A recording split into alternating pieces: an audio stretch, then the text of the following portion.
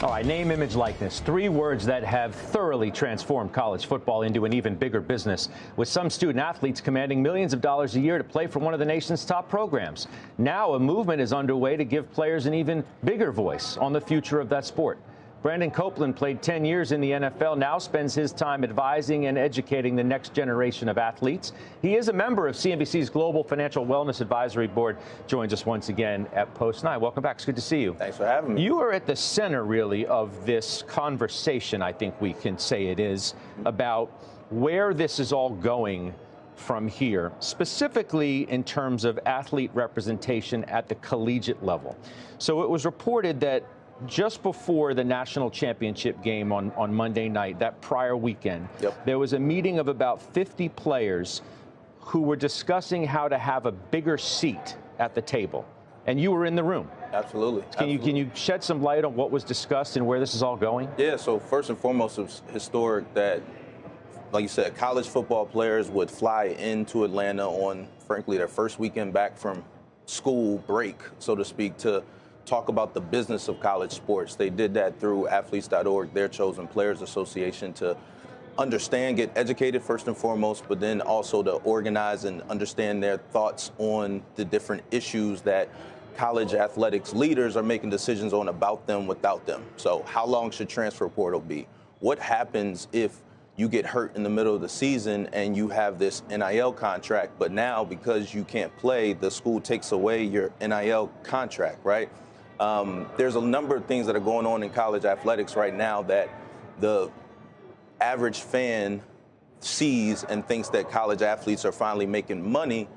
However, it's not all going through as planned. It's not as clean and organized as the pro level. So what does that actually mean? What does that look like, right?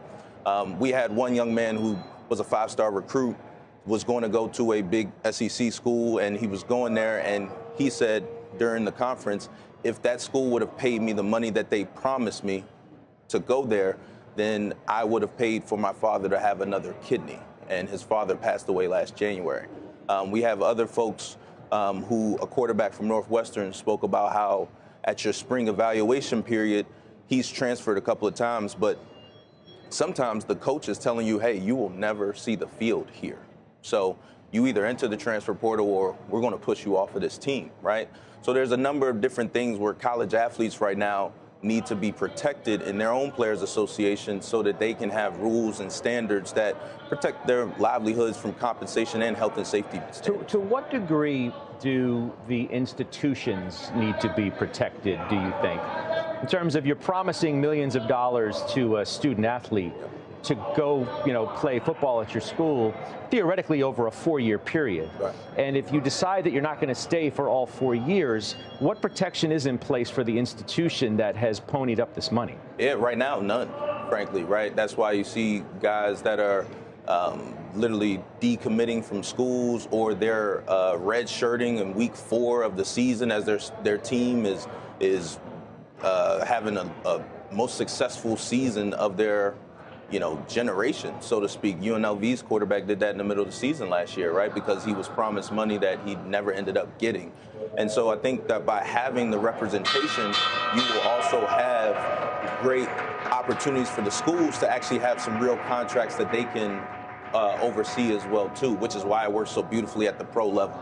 Come back to you in just a second, but that bell is because of the second biggest IPO since July.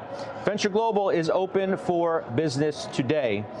It did price at $25 a share. That was down from the 40 to 46 range, and you can see the trade on your screen right now. It's down, obviously, and we will track that for the remainder of this day. It is an LNG exporter, but it is big news because it's the second largest IPO since last July.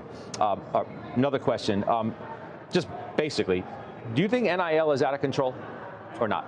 I think NIL is out of control for a couple of different reasons. I think NIL, what people have to understand is NIL is name, image, and likeness, which is a marketing deal. So for Patrick Mahomes, it's a Subway deal, a State Farm deal. It's not the check he gets for throwing a touchdown pass to Travis Kelce. It's not pay for play.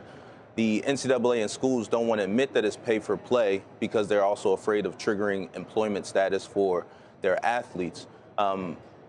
When you create this house of cards, which NIL is, and you're not necessarily giving athletes a piece of the revenue that they generate for the media contracts, the ticket sales, the concession fees, and things of that nature. Now you have these misstructured contracts that end up being, again, what we keep seeing in the market with lawsuits. There were 7 players from Florida State basketball team that just filed a suit against their former coach and the school for promised money that they never actually received. And this is happening all over the place. There's only a few people who are coming out and actually suing today, but there will be more if they don't clean it up. Is it the free market working the way it should? Or, for example, Carson Beck, most might know, was the starting quarterback for the University of Georgia. Yep. Great player. Gets hurt, gets replaced. He's transferring to Miami for $4 million. Yeah. He's probably only going to be there a year. Yep. Brock Purdy, who is the starting quarterback for the San Francisco 49ers, is still on his rookie contract. I don't even think he's making $1 million a year. Right. Is there something wrong with that dynamic? Does it need to be fixed, or is it purely the free markets at work?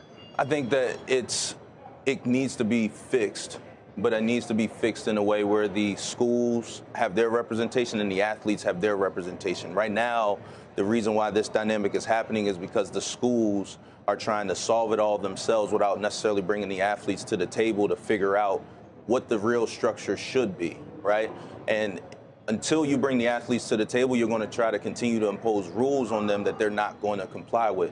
We just recently saw Wisconsin had a cornerback, Xavier Lucas, who decided to transfer. He wanted to go transfer to Miami. Wisconsin wouldn't allow him to transfer, so he said, you know what, since you're not going to let me transfer, I'm just going to go. I'm going to unenroll, and I'm going to enroll at Miami. The NCAA come out and say, hey, you always can unenroll and enroll at another school, which is news to everybody, right? But what's the point of a transfer portal and all these other rules? And what's also going to stop a team in the middle of the season from getting the hot quarterback and saying, hey, can you unenroll at your school and come over to my school and let's make a run?